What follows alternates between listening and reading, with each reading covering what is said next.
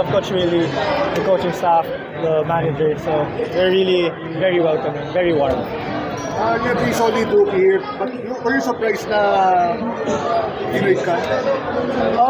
Kinda, kasi I was enjoying my time in Northport, but it's a business, and maybe greener pastures here. Maybe they needed somebody else for that team. So far, musta ang transition from Northport to Phoenix? You recently played to the games. Yeah, we played them last, I think Tuesday. I think so, but or Tuesday or Wednesday.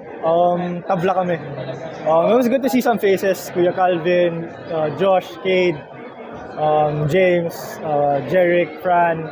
It was good to see them. It's kind of nostalgic, pero syempre dami rin nawala eh.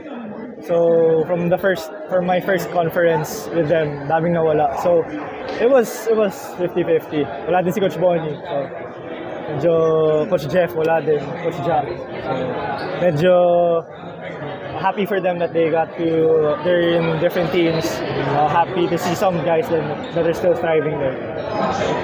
Phoenix, siyempre, with you manning the point, another PP sa isang young team. Or are you trying to measure yourself? I'm trying to adjust pa. Kasi we're a younger team. I think we're a younger team compared to my team in Northport. But we're very competitive. That's the really nice part. Every drill, everybody's going hard, and it's a nice culture. And then everybody's helping each other. Like we call out each other.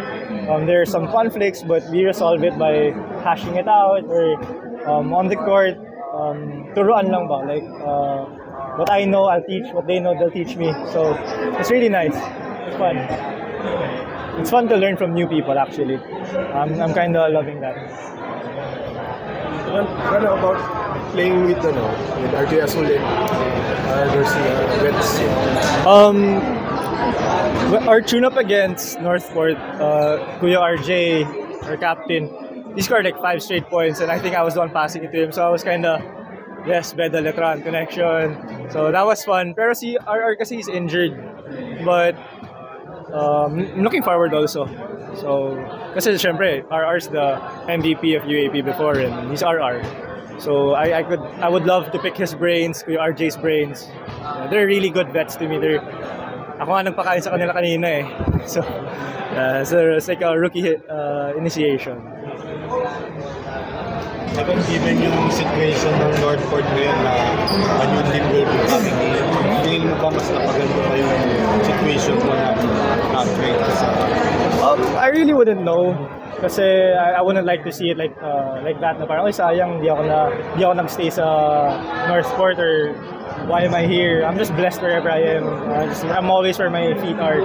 So either way, I'll just show up for whoever gets me, whatever team I'm in. So blessings to them, blessings to us. So.